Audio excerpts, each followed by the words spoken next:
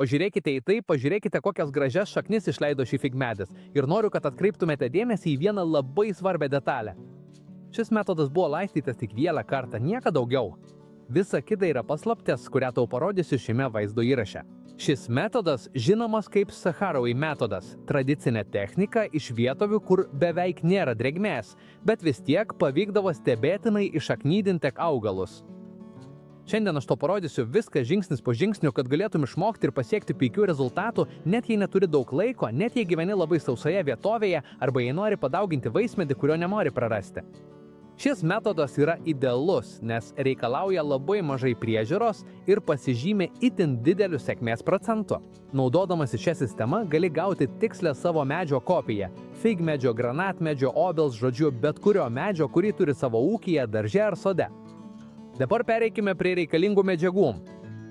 Sacharos metodui mums reikės labai nedaug – juodos žemės, durpių arba smėlio. Tinka bet kuris iš šių trijų variantų. Vienkartinis puodelis arba mažas indelis. Aštrus peiliukas arba gerai pagavastas peilis. Juosta, raištelė arba plona virvelė, kad pritvirtintumėte atlanką. O uždengti galima skudurėliu, kaip tradiciškai darydavo Sacharos gyventojai, arba juodu plastikiniu maišeliu, kuris puikiai išlaiko drėgmę. Taip pat reikės nedidelio gabalėlio alavijo. Didelio lapo nereikia. Pakanka ir mažo lapelio. Nupjauname gabalėlį alavijo ir išimame dalį vidinio gėlio. Jį labai smulkiai supjaustome peiliu. Dubenyje sumaišome tą alaviją su žeme, durpėmis arba smėliu. Mišinys turi būti drėgnas, minkštas, bet neskeistas.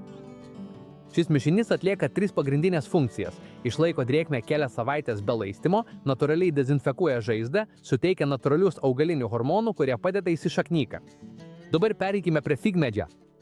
Šiame metode darome 2 pjovius. Vieną iš vienos pusės, kitą iš priešingos pusės. Darome gilų pjūvį, tarsi drožtume šaką. Nuimame žievę į kampį, kol pasimato medena. Tada darome lygiai tą patį iš priešingos pusės. Šie 2 pjūviai iš dalies nutraukia pagamintos sultis tekėjimą, todėl hormonai kaupiasi pjūvio vietoje. Tas kaupimasis yra stimulas, kurio augalui reikia, kad pradėtų formuoti naujas šaknis. Dabar ruošiame Saharos oro atlanką ir čia svarbu laikytis teisingos eigos. Pirmas žingsnis – paruošiame puodenį.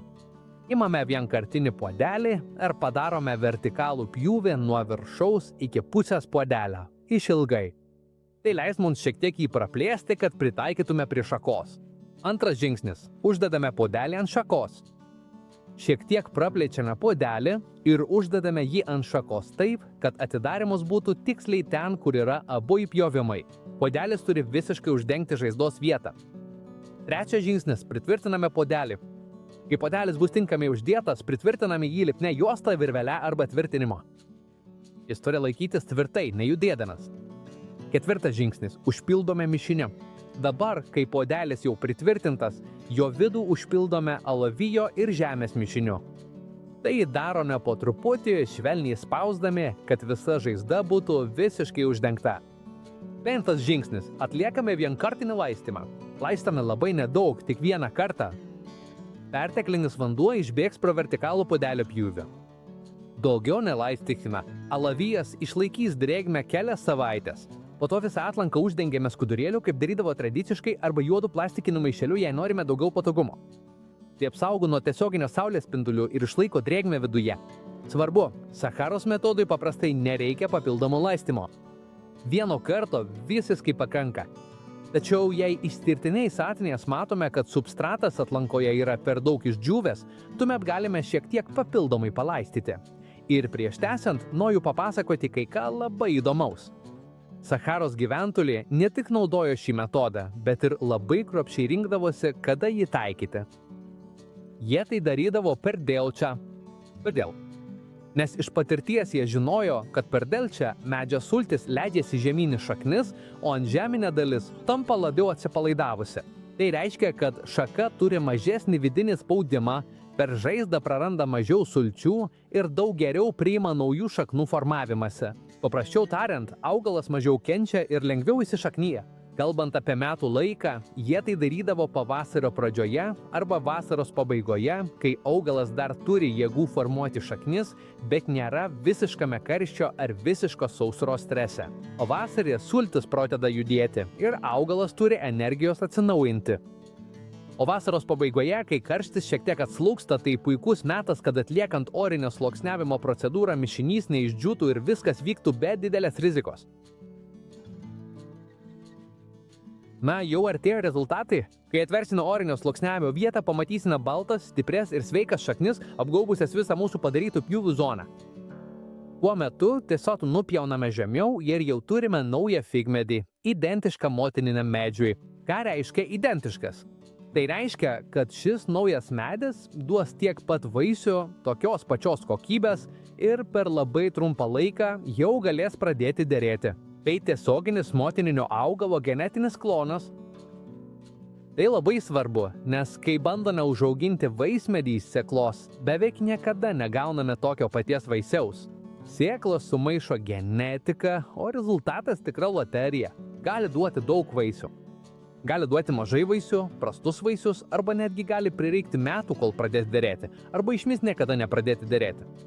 Todėl šis metodas toks vertingas, klonuodami matininį medį, tiksliai žinome, kokį vaisių gausime ir neprarandame metų pastangų. Sacharų metodas mums garantuoja, kad naujas medis bus toks pat stiprus, toks pat derlingas ir turės tokias pačias savybės kaip ir originalus medis. Paskutinis patarimas, kai nuimsi atlanką ir pasodinsi savo naująją figmedį, pirmąsias savaitės stenkitės, kad substratas būtų šiek tiek drėgnas. Nereikia užlieti, tiesiog palaikykite drėgmą. Taip užtikrinsi, kad naujosios šaknys gerai prisitaikytų ir tavo augalas nuo pat pirmos dienos pradėtų stipriai augti. Prieš viską noriu paaiškinti vieną labai svarbų dalyką. Ši technika, kurią atlikome, yra kuo tiksliausias Sacharaui metodo atkartojimas, tačiau naudojant šiuolaikinės medžiagas, kad būtų praktiškiau. Dabar sakau tau visiškai nuoširdžiai ir iš savo patirties, jei vietoj 2 įpjovimų padarysime visišką žiedinį pjūvį, tai yra pašalinsime visą žievę aplink šakelę, sėkmės procentas bus dar didesnis. Tai yra patikrinta ir daugeliu atveju veikia geriau. Tačiau kadangi šiandien praktikuojame Sacharaui metodą taip, kaip jie patys jį taikė, darysime tik 2 gilius įpjovimus. Vieną iš vienos pusės, kitą iš kitos. Norėjau tai paaiškinti, kad netiltų painiavos. Jei tau patiko šis vaizdo įrašas, pakomentuok, paspausk patinka ir pasidalink su žmogumi, kuris myli augalus, nes šis metodas gali padėti kiekvienam namuose dauginti ir klonuoti savo vaismedžius. Ir man būtų labai smagu, jei parašytum, su kokiu medžiu ketini tai išbandyti, arba iš kurios pasaulio vietos mane žiūri. Susitiksime kitame vaizdo įraše.